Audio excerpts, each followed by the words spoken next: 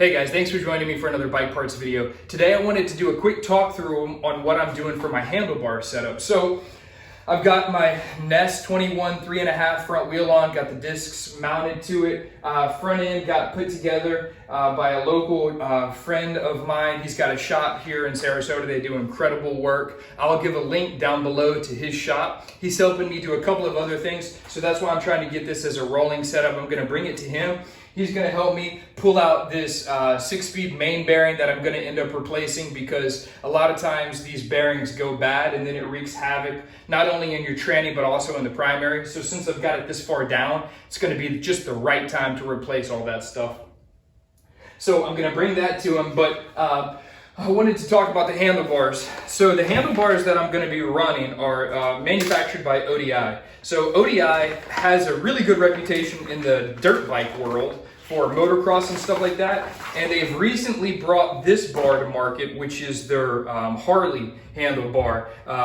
It's 1 inch at the clamp, so it's not going to run a 7/8 like you would get on like an actual dirt bike handlebar. It is an aluminum, but it's a real heavy duty 70/75 T6 aluminum.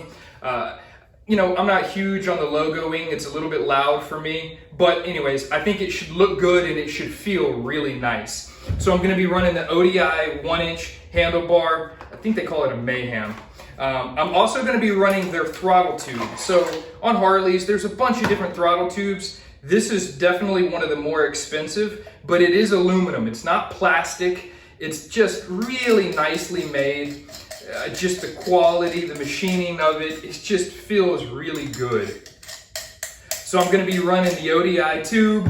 The ODI also is the distributor of the Vans grips. So I picked up a set of these gray Vans grips. They're super cheap.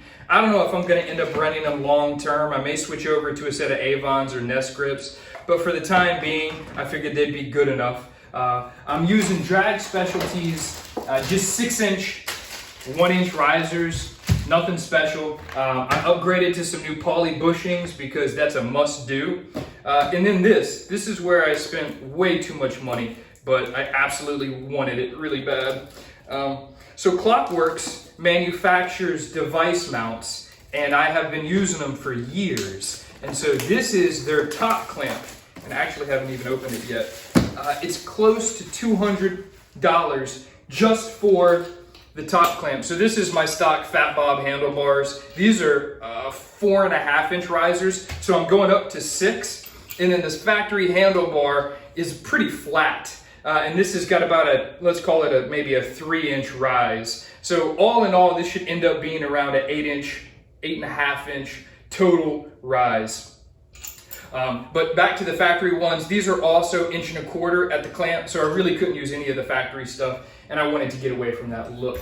The drag bar look is cool, and it's actually really comfortable because the amount of pullback on them, but I wanted something a little bit different. So let's get back to this. I needed a new top clamp because the bolt pattern that's on the factory risers was not going to work, and I've been using the Klock Werks iOMount stuff for years on all kinds of different stuff, on my dirt bikes, on my jogging stroller with my kids, on my mountain bikes, all kinds of stuff. And so that magnet system that they use in their iOMount, I have straight up run into trees on my dirt bike, and my phone hasn't come off. I've done 120 mile an hour on a Honda, and it did not blow off. So I'm a huge fan of this setup. It just works well. So yeah, I spent a lot of money, but this is going to be my device mount.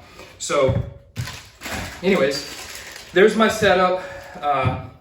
Definitely spent the most here, but it's such a nice little piece, and it'll be super clean for a device mount when it's all said and done. So let's get it on. Thanks.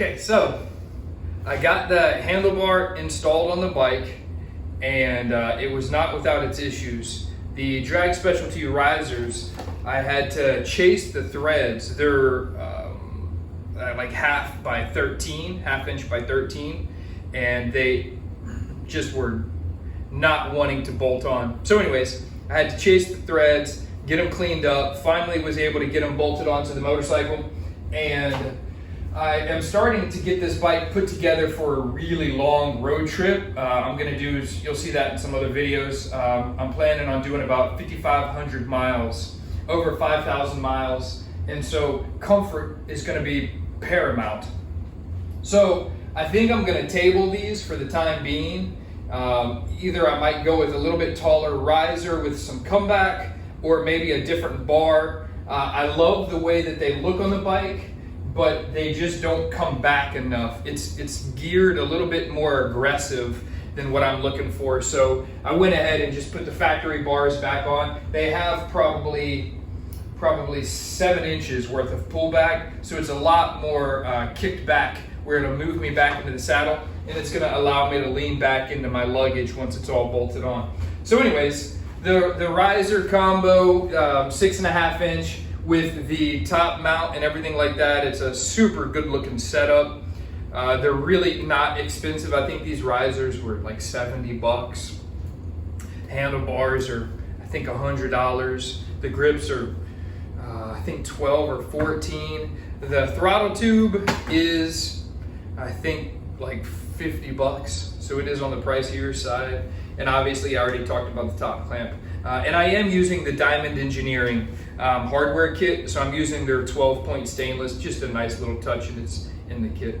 But anyways, so there's a quick install video on the ODI handlebars, 1 inch for V-twin. They are notched throttle by wire, but when I slide the throttle tube over it, it's not gonna matter, because obviously my bike's not throttle by wire. So there it is. All right, thanks. See you next time.